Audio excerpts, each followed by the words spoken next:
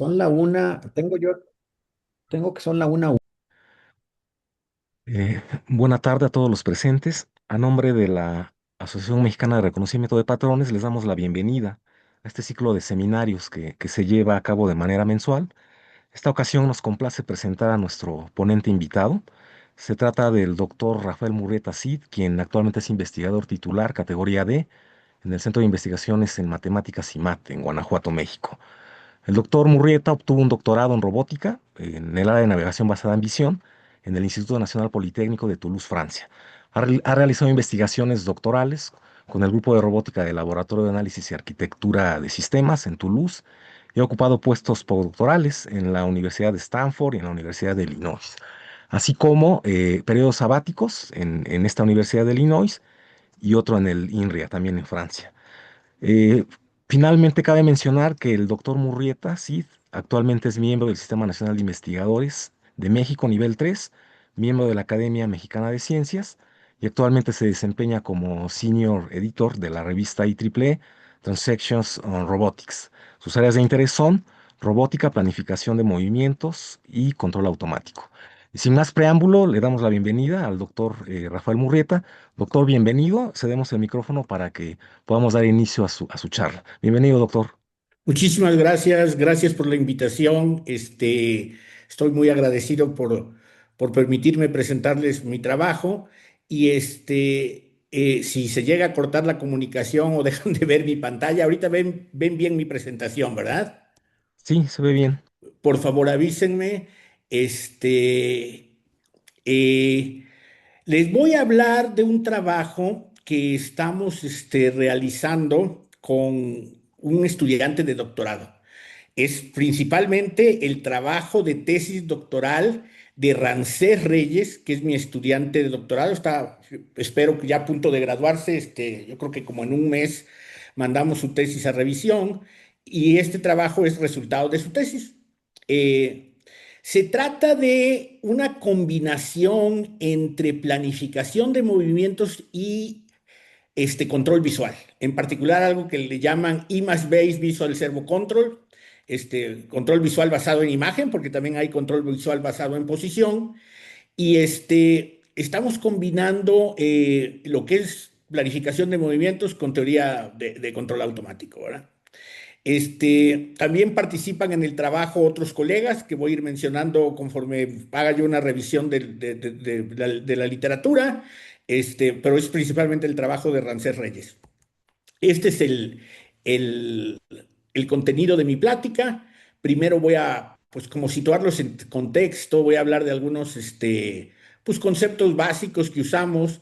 Les voy a presentar los dos componentes principales del método, que son los RRTs o Rapid Exploring Random Trees, que se traduce más o menos como árboles aleatorios de exploración rápida, que es un método muy usado en planificación de movimientos en robótica, y el control visual. Y luego les voy a decir cómo lo estamos integrando de una manera que pues, consideramos novedosa, que no se hacía, que no se había hecho antes, ¿verdad? Y con eso conseguimos algo que llamamos RT visual. Y esa es la primera parte del trabajo. Ahí solamente conseguimos trayectorias factibles, trayectorias que me conectan la configuración inicial con la configuración final para que el robot se mueva de un lugar a otro sin chocar con obstáculos, pero que también lo haga en un lazo cerrado de control para corregir errores y eso lo hace más robusto a incertidumbre. Y luego extendemos el trabajo a una versión óptima. Eso quiere decir que es de costo mínimo, que la trayectoria es mínima en tiempo. Y a eso le llamamos RRT estrella visual. Existen las versiones tanto estándar del RT como el RT estrella. Lo visual es lo que le ponemos nuevo en este trabajo. Y pues al final voy a presentar algunos experimentos, simulaciones y voy a concluir el trabajo. Si tienen alguna pregunta, me pueden interrumpir, no hay problema. La idea es que, bueno, mi objetivo es como que pasar las ideas principales, ¿verdad? No hay mucho tiempo para dar detalles, pero sí quisiera yo pasar la idea y los elementos principales. No voy a tener tiempo en entrar en muchos detalles, pero les voy a dar referencias donde si alguien está interesado puede encontrar esos detalles. Los conceptos básicos. Bueno, hay un espacio abstracto que se llama el espacio de configuraciones, que lo estableció en los 80 más o menos un profesor del MIT, Tomás Lozano Pérez, que se usa mucho en planificación de movimientos.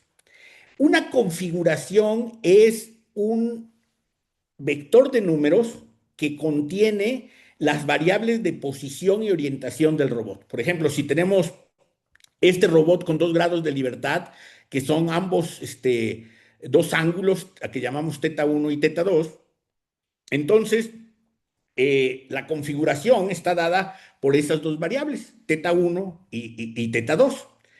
El espacio de configuraciones su dimensión depende del número de variables o de grados de libertad que se necesite para representar un robot. Por ejemplo, para este bracito necesitamos nada más dos números, ¿verdad? θ1 y θ2.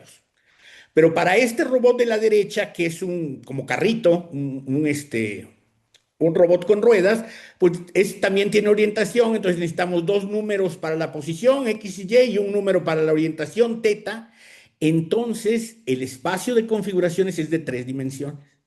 Si tenemos un humanoide que tiene, no sé, 50 articulaciones, la configuración es un vector de 50 números y el espacio de configuraciones tiene dimensión 50. La topología de ese espacio puede ser no la cartesiana, puede ser una topología más, digamos, más exótica. Por ejemplo, para este robot con 2 grados de libertad, su topología es la superficie de un toro. En ese espacio, lo que tiene de interesante es que el robot, sin importar su forma física ni su número de grados de libertad, es un punto del espacio. Un punto.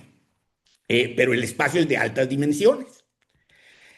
Y la trayectoria es un pedazo de curva continua para ese punto. Es un objeto de una dimensión que está incrustado en un espacio de altas dimensiones. Y así lo estableció Tomás Lozano Pérez, y pues es una herramienta, un modelado que se ha usado desde entonces típicamente en planificación de movimientos. La planificación se realiza en el espacio de configuraciones. Lo que es difícil es ver cómo mapean los obstáculos del mundo físico a ese espacio abstracto, y sobre todo cuando son espacios de altas dimensiones. Digamos que aquí en la izquierda está el espacio físico, aquí está mi robotcito, que es un brazo planar, y estos son los obstáculos, ¿verdad? ¿Sí pueden ver mi mouse, la manita? Sí, Sí, Ok, bueno, en el espacio de configuraciones se vería como en la derecha. La trayectoria es esta curva continua, el robot es un punto, que aquí lo vamos poniendo en diferentes lugares a lo largo de la trayectoria, y los obstáculos mapean raro en ese espacio abstracto. Pero el robot ahí es un punto, y pues es más fácil encontrar un camino para una pelota de ping-pong que para un piano, ¿verdad? De esto, a este problema le llaman también el piano movers problem, o el problema de la mudanza de piano. Como que el truco matemático es encoger al robot a un punto en este espacio abstracto. Lo difícil es calcular las fronteras de los obstáculos en ese espacio abstracto. Existe un algoritmo, esa es la buena noticia, que el algoritmo existe, se llama el método silueta de John Kani, que es profesor en la Universidad de California en Berkeley. Lo descubrió en su tesis doctoral en finales de los 80, principios de los 90, que es capaz de encontrarme estas fronteras a través de una técnica que se llama geometría algebraica computacional. Es una disciplina de las matemáticas, ¿verdad? La geometría algebraica, y modela los obstáculos como polinomios. Y con un método muy interesante es capaz de encontrar trayectorias en espacios de no importa qué dimensión y no importa la forma geométrica del robot. Pues, al fin y al cabo, en ese espacio abstracto el robot se vuelve un punto. Entonces, es uno de los resultados más importantes en el área de planificación de movimientos. El método se llama el método silueta y es un algoritmo completo. Un algoritmo completo es aquel que te dice si existe solución o no para tu problema. Cuando no existe solución para este problema, pues la configuración inicial y final están en dos componentes desconectados del espacio de configuraciones, no conexos, ¿verdad? Eso puede pasar y este algoritmo es capaz de decírtela. Es decir, es cuando el piano no cabe por la puerta, ¿verdad? Entonces pues, no lo puedes pasar al otro lado, no hay solución. El algoritmo es capaz de decírtelo, el método silueta. Esa es la buena noticia. La mala noticia es que ese algoritmo es exponencial en términos del número de grados de libertad del robot.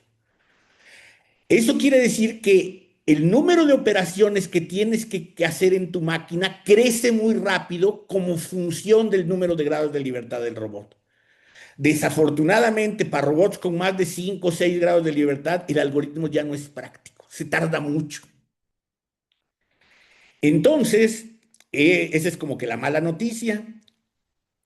En base a esa experiencia que se obtuvo con estos métodos exactos, se dijo, caray, pues calcular el espacio de configuraciones de manera exacta es bien complejo computacionalmente, ¿verdad?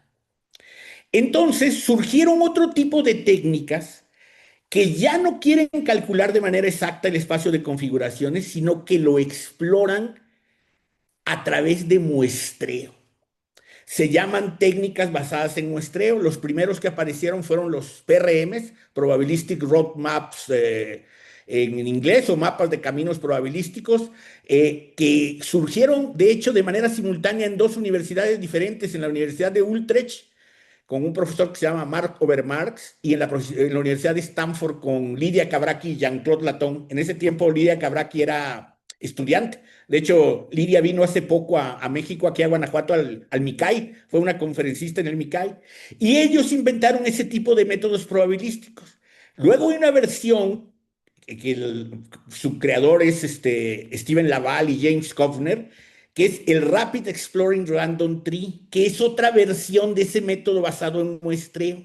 Es un árbol que tiene propiedades bien interesantes de exploración del espacio.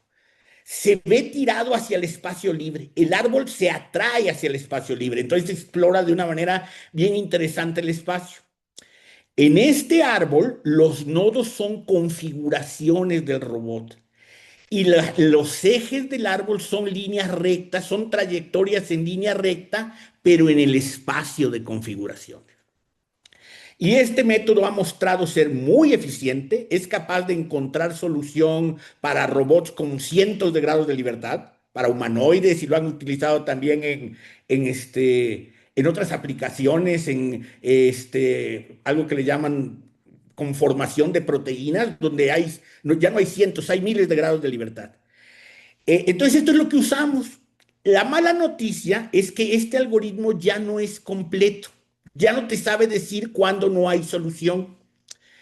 Se queda, pues, no tiene una regla de paro que te diga, no, no hay solución. La gente lo para por el número de nodos que tiene el árbol. Por ejemplo, voy a dejar que tenga 5,000 nodos. Pero si no has encontrado solución, no estás seguro de que no exista o que simplemente no la has encontrado. Sin embargo, tiene una propiedad muy interesante que le llaman completud probabilística. Conforme el número de muestras tiende a infinito, la probabilidad de encontrar una solución, si la solución existe, tiende a 1. Es decir, si hay solución, pues entre más nodos le pongas, más probabilidad hay de que le encuentre.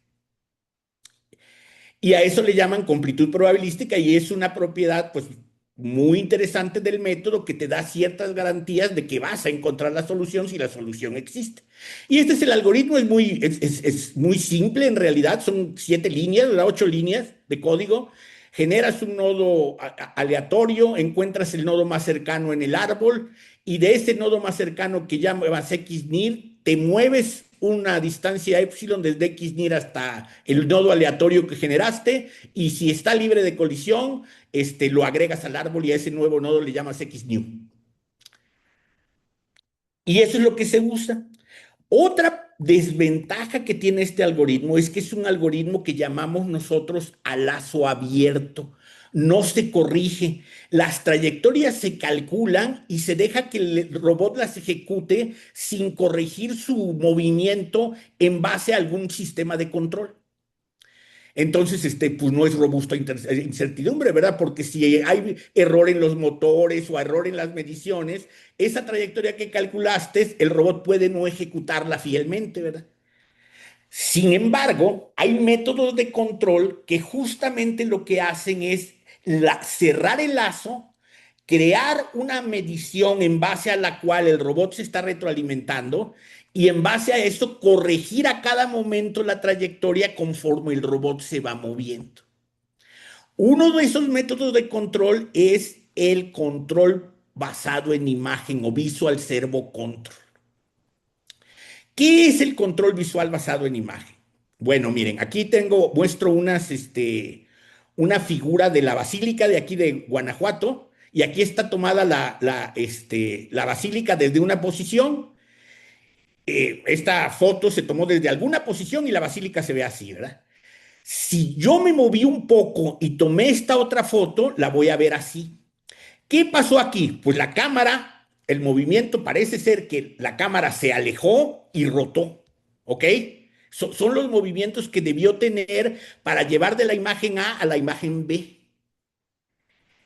Eso es justamente lo que hace el Visual Servo Control. Te encuentra las velocidades para mover una cámara de tal manera que si tú estás viendo al principio la imagen como en A, tú la quieras ver como en B. El control visual te dice la velocidad angular y lineal de la cámara de tal manera que la lleve de ver la imagen en A verla en B. Entonces, en control visual, la meta del robot se le da en términos de una imagen. Y dices, quiero ver la imagen A como estuviera en B. ¿Qué movimientos debo de hacer? ¿Qué velocidades debo de aplicarle a mi sensor? Esa es la intuición, ¿verdad?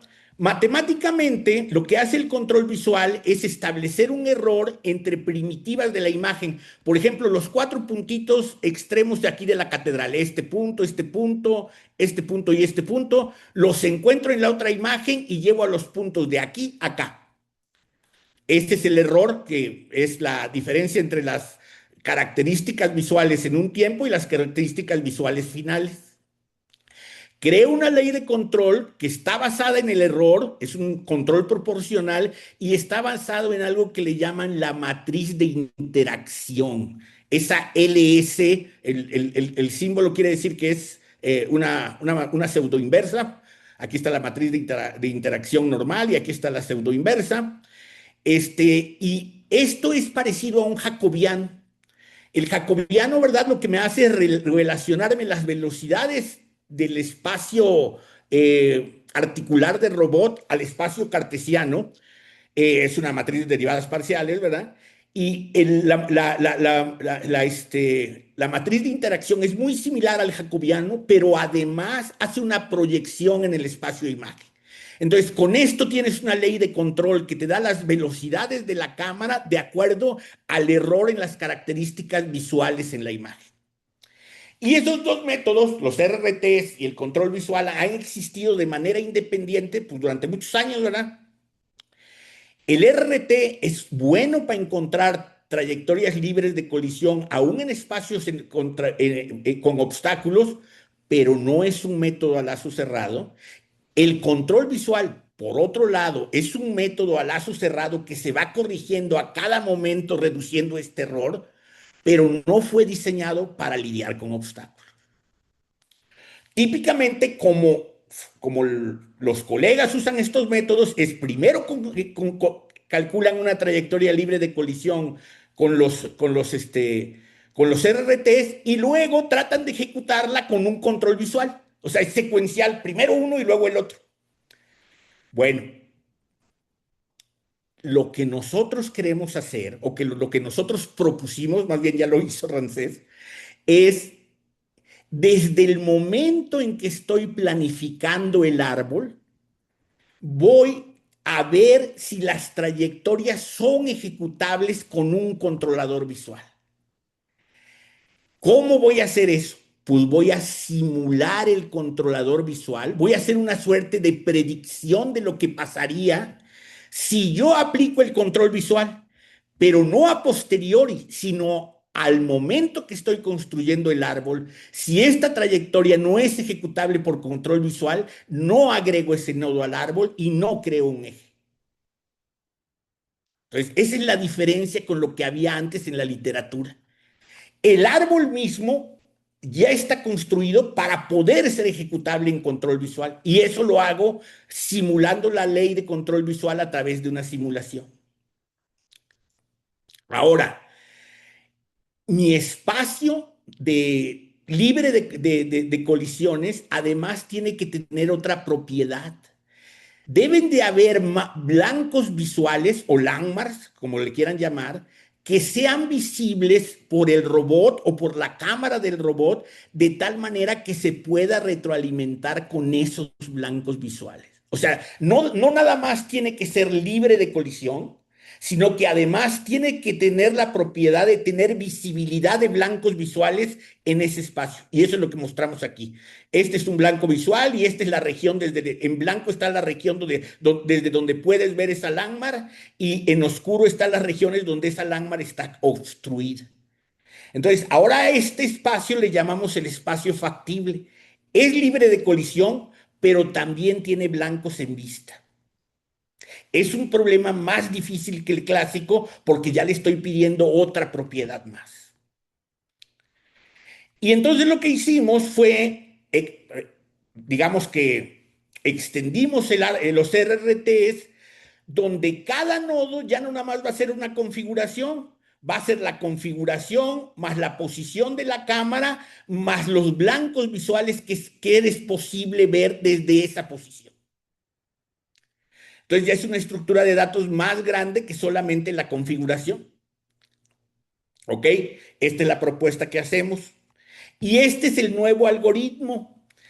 En lugar de solamente buscar la propiedad libre de colisión, también tenemos que tener blancos en vista y hay este procedimiento de validación donde la ley de control se ejecuta en simulación y se verifica si es realizable con un controlador visual. Entonces, la parte de exploración es exactamente la misma que la de la RT normal, pero la parte de validación es la nueva, la simulación de la ley de control visual. Y esto lo aplicamos a diferentes sistemas. Para cada uno de los sistemas, pues tenemos una ley de control diferente porque pues la dinámica del sistema varía. Aquí lo hacemos, les voy a enseñar ahorita un video para cuadrópteros, donde esta es la ley de control que obtenemos. Y es una ley de control de dinámica de segundo orden. Lo que le estamos dando al cuadróptero son orientaciones y una cierta aceleración para que el robot pueda levantarse, ¿verdad? Déjenme les enseño la simulación, el video de la simulación. Creo que es este. No, entonces este, sí. Por favor, indíquenme si ven el video, si están viendo el video. Sí, claro, sí se ve. Sí, sí se ve. Aquí está una simulación, es este robotcito, que es un cuadróptero. Ahí está la construcción del árbol. Y ahora vamos a ver su ejecución a lazo cerrado con un controlador visual. Los blancos visuales que está usando el robot para controlar su movimiento son estos rectángulos amarillos y negros. Los puntos en las esquinas de los rectángulos son las características visuales que utiliza como marcas visuales en su ley de control. Entonces, el sistema es capaz de calcular un camino libre de colisión y además de ejecutar la trayectoria a lazo cerrado, corrigiendo el movimiento a cada instante en base a estas marcas visuales. Para dinámica de segundo orden, es decir, controlamos en aceleración. Estas trayectorias no son de mínimo costo, nada más son factibles. Y Ramsés también lo hizo para, déjenme les muestro otro video. Este es un experimento, ya no es una simulación, para un robot tipo automóvil, donde los blancos visuales ya son de dos tipos. Son estos cuatro puntos que están en las caras de estos cubos, pero también son las líneas a lo largo de la carretera. También las usamos como referencia visual y el controlador puede switchar de un tipo de blancos al otro. Y ahí el robot es capaz de andar en una pista con obstáculos sin chocar con los obstáculos y ejecutando su trayectoria a lazo cerrado. De hecho, este es un carrito autónomo que nos donó, hizo el favor de donarnos el profesor Raúl Rojas, que es un investigador muy reconocido en robótica y que su grupo diseñó este carrito, que en realidad es un robot, ¿verdad? Tiene una computadora a bordo, tiene sensores. Aquí utilizamos una cámara como elemento para cerrar el lazo de control. Y estas gráficas son los errores y los controles, la velocidad angular y lineal y los errores en la imagen. Entonces, esta es la primera parte. Déjenme quito el video y continúo con la presentación. Este, eso es lo que se refiere a trayectorias factibles, ¿verdad? Todavía no trayectorias de costo mínimo, únicamente te encuentras una trayectoria que es libre de colisión. Y resulta que nuestro algoritmo también es probabilísticamente completo como el RT estándar, pero necesita una condición más para hacerlo. Y es natural porque le estamos pidiendo más al método, ¿verdad? Necesita que haya un pequeño épsilon digamos que de holgura entre el robot y los obstáculos. Y esto es para poder tener una medida de probabilidad diferente de cero de poner una muestra en esa región. Es decir, si yo no le pido este épsilon de holgura, la probabilidad de meter una muestra ahí es cero. Y entonces ya no puedo garantizar nada. Esto lo necesita también el RT estándar. Lo que necesita de nuevo es que el controlador usado sea al menos asintóticamente estable. Si eso pasa, entonces nuestro método hereda la probabilidad, la propiedad de completud probabilística que tenía el RT original. Y pues eso es normal, ¿verdad? Porque ahora le pedimos que se ejecute con un lazo cerrado de control. Y para poder garantizar eso necesitamos estabilidad del controlador, al menos asintóticamente. Pero es posible mostrar que los controladores usados, que les mostré aquí, tanto para el cuadróptero como para el carrito, son controles asintóticamente estables. Y esto, que ya les mostré esta simulación, apareció publicado en este artículo en el 2023. Rancés es el estudiante de doctorado que les digo, un colega aquí en el CIMAT, Israel Becerra, y otro colega, el profesor Seth Hutchinson, que es un profesor en Estados Unidos. Y esta versión no óptima, nada más a lazo cerrado, apareció en Robotics and Autonomous Systems en el 2023.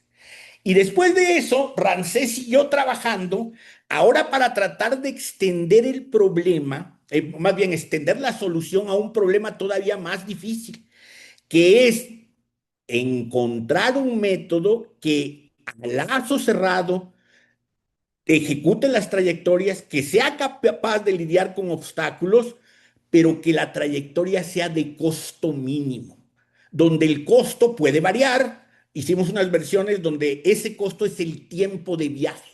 Tiene que viajar el menor tiempo posible, encontrar una trayectoria que sea de costo mínimo.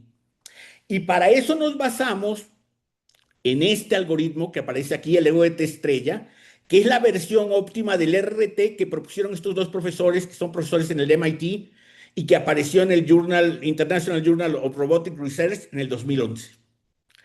Entonces, ahora lo que hicimos es basarnos en este método y le pusimos el control visual. Para que nuestro método sea asintóticamente óptimo, se tienen que cumplir estas cuatro condiciones que damos en un lema de la publicación. Y esas cuatro condiciones es que el método para unir dos nodos en el árbol resuelva el llamado problema de valor de frontera entre dos puntos a pesar de las restricciones dinámicas del sistema. Debe de ser capaz de conectar dos nodos consecutivos en el árbol. La ley de control ahora ya no es un control de regulación, es un control de tracking, es un control de seguimiento que debe de ser al menos asintóticamente estable, localmente, en el espacio imagen.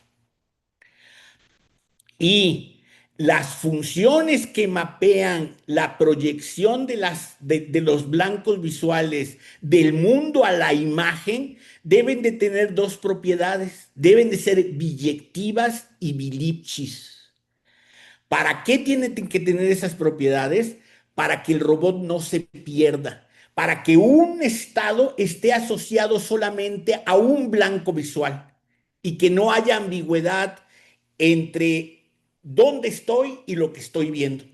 Para eso se utiliza la propiedad de biyectividad.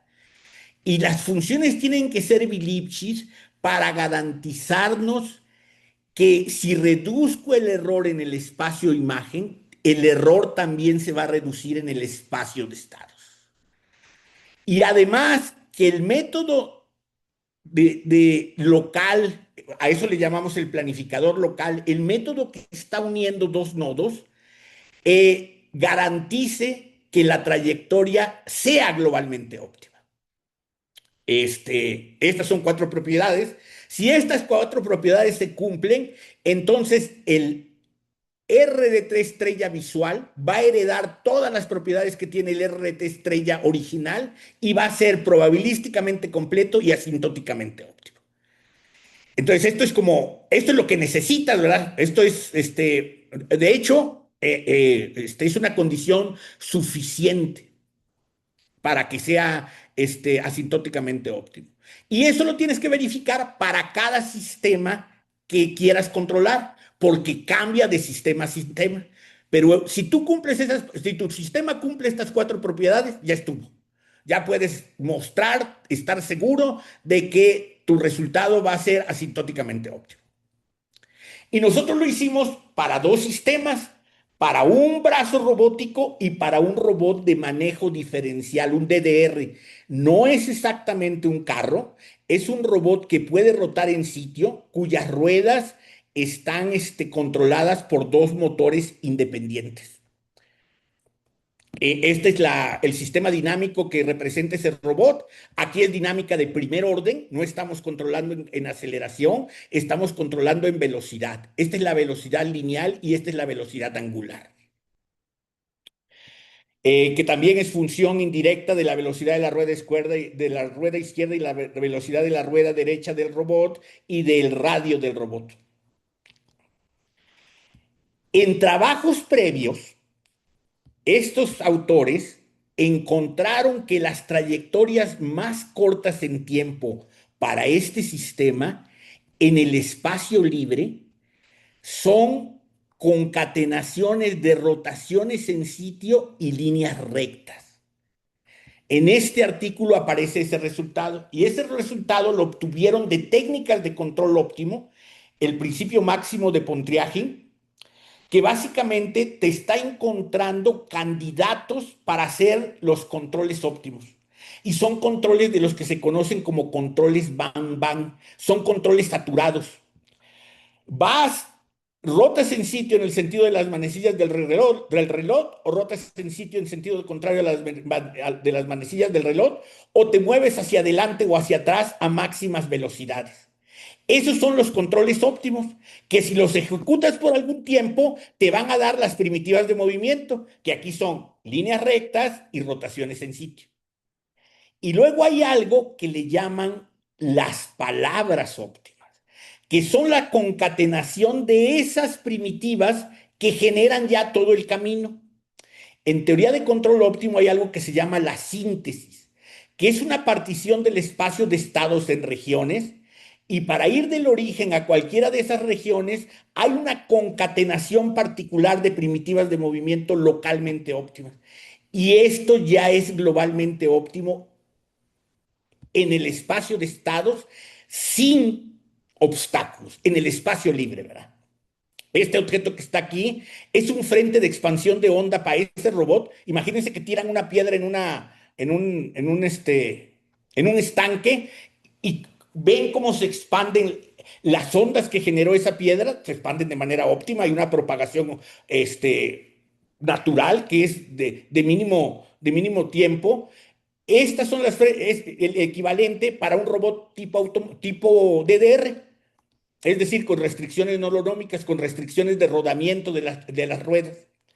Bueno, pues este resultado lo usamos para que los nodos que estamos conectando en el RT siempre sean conectados con primitivas localmente óptimas, que son o líneas rectas o rotaciones en sitio, para cumplir la propiedad,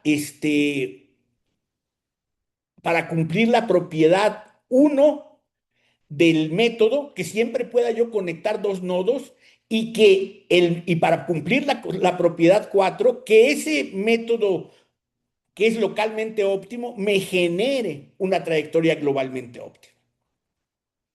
Entonces, son para cumplir propiedades de optimalidad que requerimos, y esta es la ley de control, esa que se ve en la ecuación 17, perdón, 7, donde es un control de tracking, donde U estrella es el control óptimo, que son las líneas rectas y las rotaciones en sitio, y este es un término correctivo que es función de un error, pero este error está en las imágenes, en el espacio imagen, en las características que usamos como blanco visual en el espacio imagen. Esta es la matriz de interacción que ya le expliqué, y esta es una simple matriz de transformación homogénea que me cambia del marco referencia cámara al marco de referencia robot, y es esta matriz de aquí.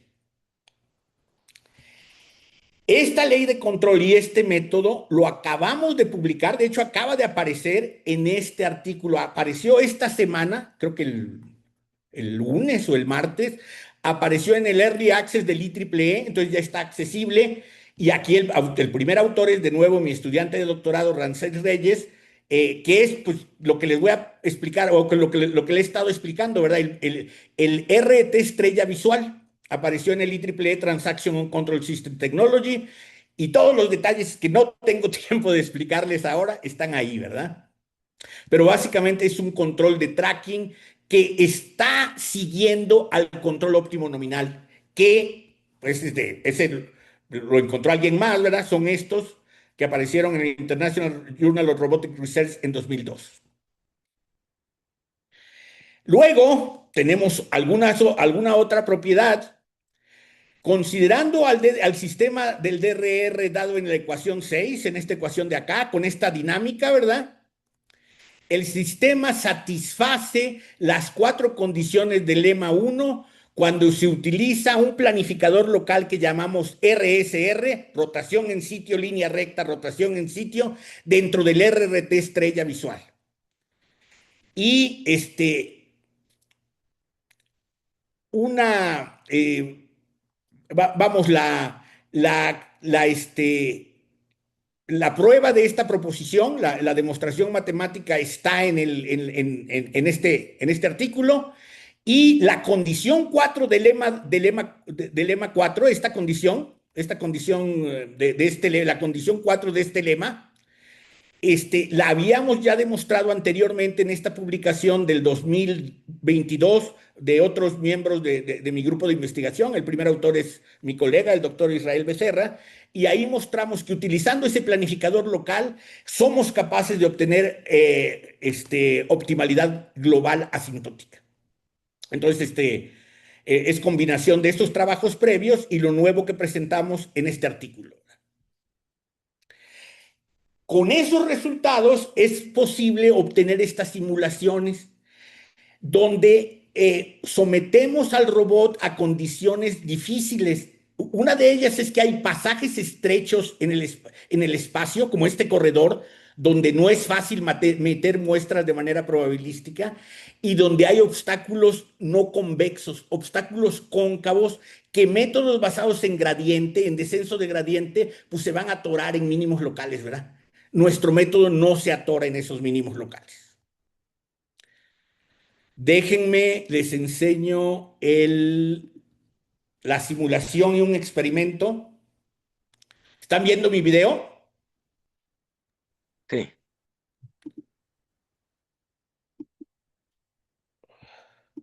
sí, sí lo vemos. Muy bien. Ahí está el árbol construyéndose, ¿verdad? Y luego encuentra la trayectoria mínima en tiempo para ese robot con esas restricciones de rodamiento, un robot con ruedas, ¿verdad? Y se está retroalimentando con estas marcas visuales.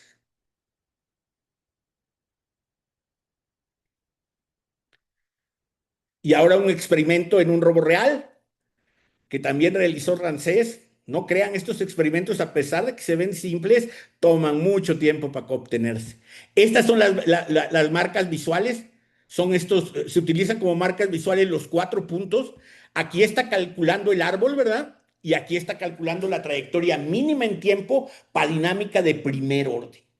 Ahora, la trayectoria ejecutada siempre pues, se puede desviar un poquito de la óptima nominal, pero como nuestro controlador es asintóticamente estable, eso significa que siempre se va a mantener como en un tubo alrededor de la trayectoria nominal, nunca se va a alejar demasiado de la trayectoria óptima verdadera.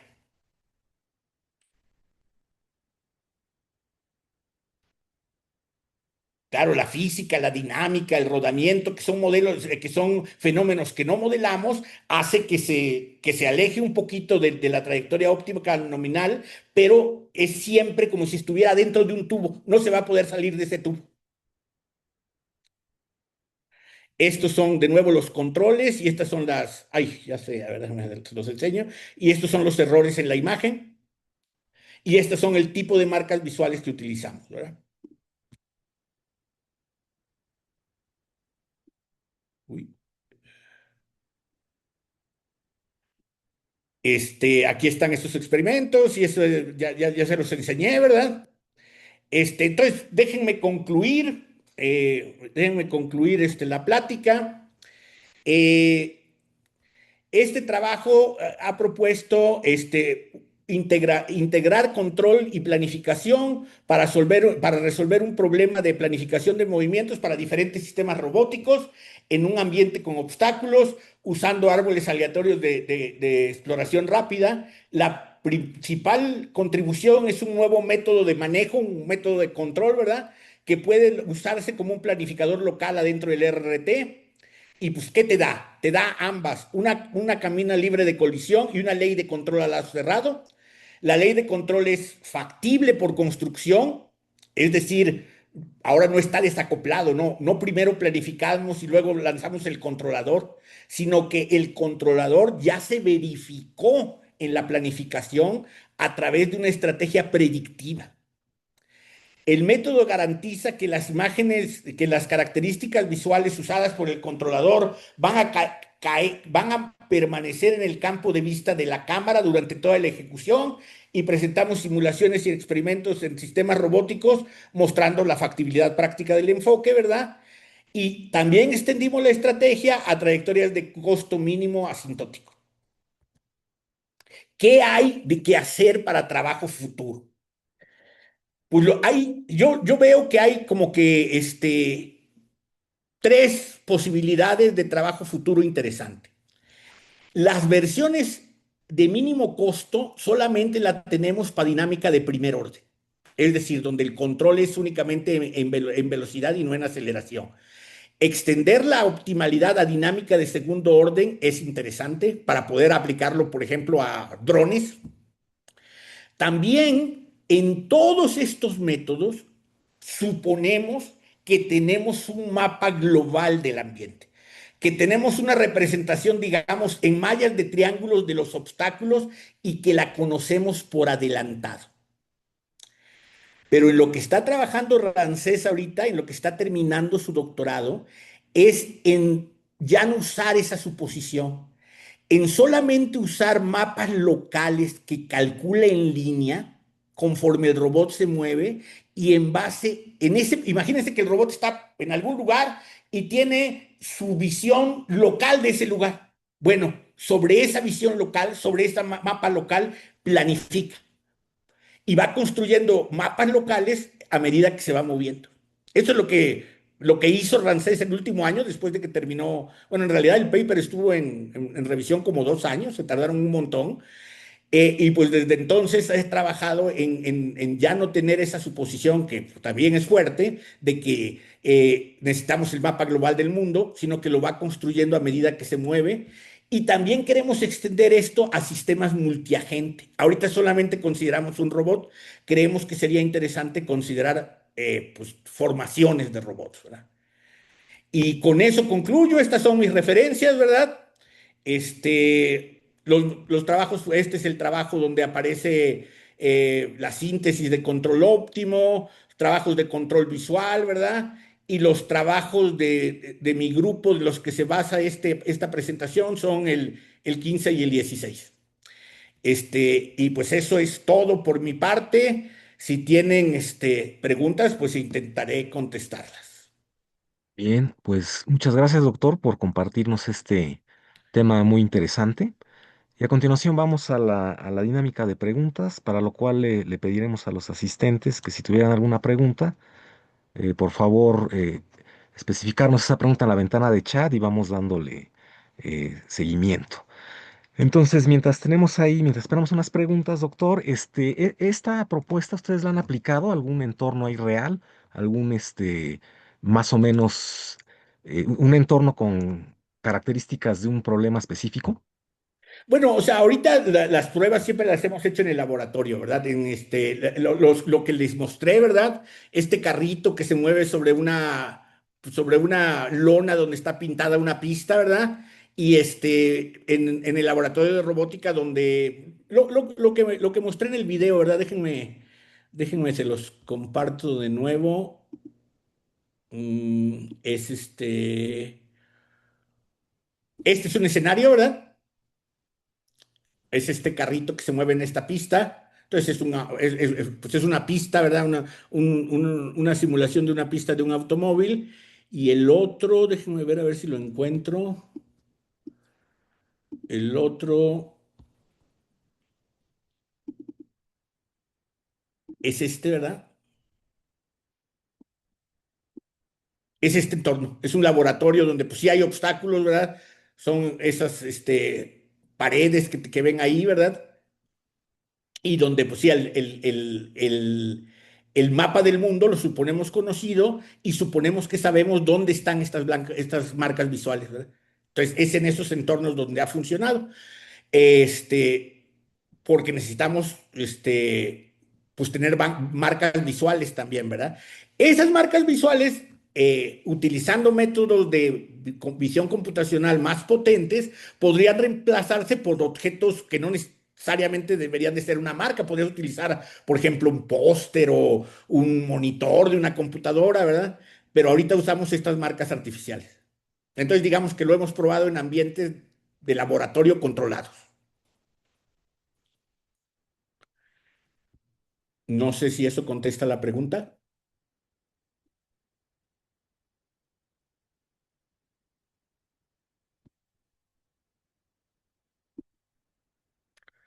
Sí, doctor, gracias. Tenemos aquí otra pregunta. El doctor Francisco Martínez nos comenta, las simulaciones y los experimentos reales muestran la utilidad de los métodos propuestos. Felicidades. La pregunta es, ¿en qué aplicaciones prácticas sería directamente aplicable? Eh, Al mismo tiempo nos comenta, ¿nuestro país tiene las condiciones para beneficiarse de estos métodos en la resolución de problemas concretos? Yo creo que sí se podría utilizar en problemas prácticos. Por ejemplo, como este método es capaz de retroalimentarse visualmente con algo, mantener algo en vista, ¿verdad? Puedes utilizarlo para monitorear procesos industriales. Imagínate que quieres monitorear cómo funciona una celda de manufactura y tienes que estar viendo algunos elementos de la celda, no sé, que un robot supervise lo que haga otro robot. En ese tipo de situaciones, para monitorear procesos visualmente, pues, se puede aplicar este tipo de sistemas, ¿verdad? O para transporte inteligente, ¿verdad? Carritos autónomos es la aplicación que viene pues más fácilmente a la mente. Bien, gracias. Otra pregunta es, ¿cuáles son las principales diferencias teóricas y matemáticas cuando se llevan a cabo las investigaciones en trayectorias en el plano respecto a las que se hacen en el espacio 3D? Bueno, miren, la verdad es que la diferencia entre el experimento y las condiciones teóricas es que cuando consideras el modelado, no consideras todo, ¿verdad? O sea, no consideras todos los elementos. Por ejemplo, el movimiento también depende de las superficies sobre la que te muevas, ¿verdad? Hay perturbaciones, por ejemplo, en el robot volador, pues no estamos considerando esas perturbaciones, ¿verdad? Entonces, siempre hay, pero no puedes tener un modelado tan detallado porque sería impráctico, ¿verdad? Ya no sería manejable, ¿verdad?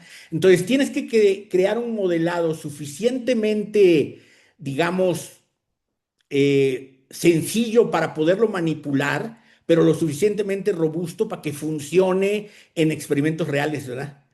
Entonces, lo que te permite el modelado teórico es que tienes ciertas garantías, al menos de ciertas propiedades, ¿verdad? O sea, sabemos que esto sí está convergiendo al óptimo, tenemos una demostración de eso, ¿verdad? Y además que es probabilísticamente completo. En la práctica, lo que eso significa que esté convergiendo al óptimo es que es un anytime algorithm. Cada vez que le agregas una muestra, el resultado no se va a empeorar, nada más se puede mejorar.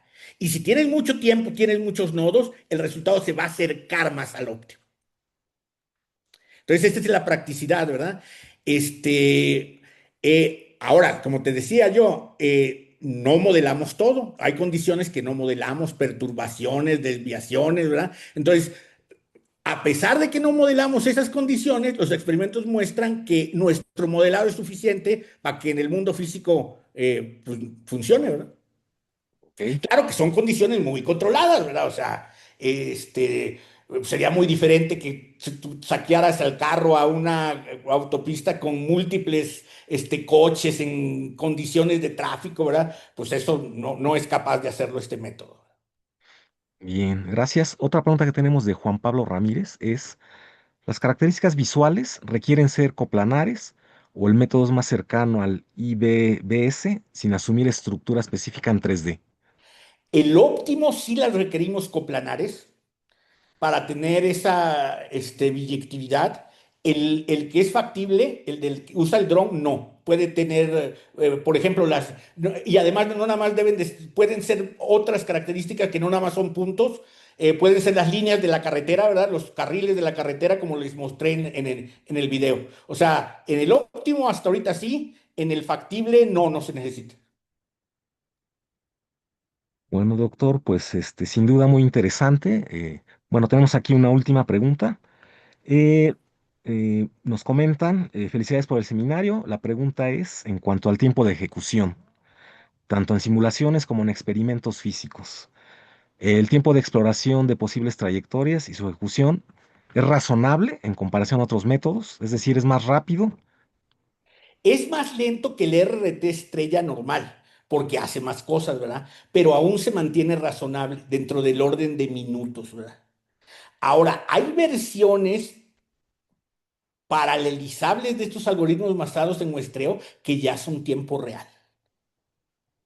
De hecho, justamente la profesora Cabraki acaba de presentar una versión en el MICAI que funciona en milisegundos, a través de paralizaciones. Esto, yo creo, eso me da la esperanza de que este método pueda ser también paralelizable, pero no lo hemos hecho, ¿verdad?